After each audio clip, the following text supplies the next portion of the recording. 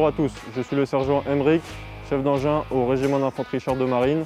Dans le cadre de notre émission moteur, nous allons aujourd'hui vous présenter l'AMX-10RC, matériel majeur de notre régiment de cavalerie légère, accompagné de mon pilote, le caporal-chef Armand.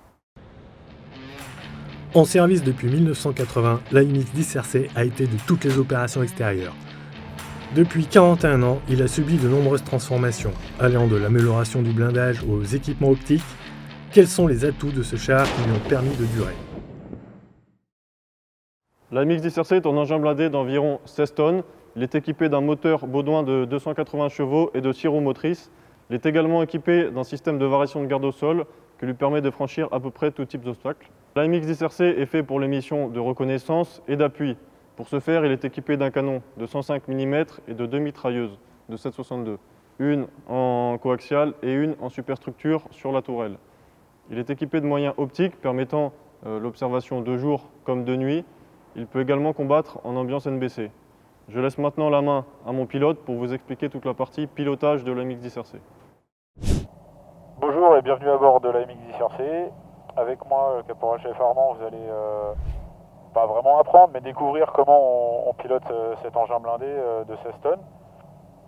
Donc, pour vous rappeler ce que mon collègue sergent disait, il fait 280 chevaux de puissance. Et contrairement à un véhicule standard, comme vous avez pu le voir dans d'autres vidéos de moteur, cet engin-là fonctionne avec des bandes. Une bande à gauche, une bande à droite. Si je veux tourner à gauche, je tirerai à fond celle de gauche et pousserai celle de droite. Ça bloquera les roues de gauche et j'aurai plus qu'à accélérer pour faire mon virage à gauche.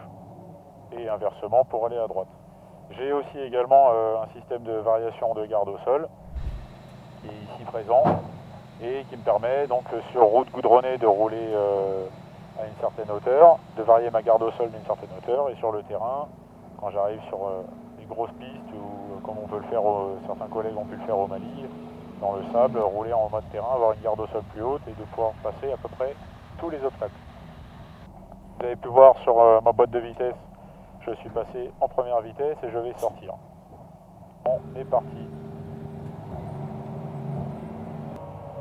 Le gabarit, donc l'AMX-10RC mesure 9 mètres de long en tout, en comptant le canon. Et il a une largeur de 3,16 mètres. Donc c'est pas toujours évident de gérer sa conduite. Il faut être très au fin, il faut être très concentré sur sa conduite pour gérer son gabarit et ne pas taper un obstacle qu'on ne désire pas taper. Et la vitesse sur route, on peut atteindre les 80 km/h si la circulation et le code de la route nous l'autorisent. On a une autonomie sur route de 800 km grâce à ces réservoirs de 525 litres de diesel.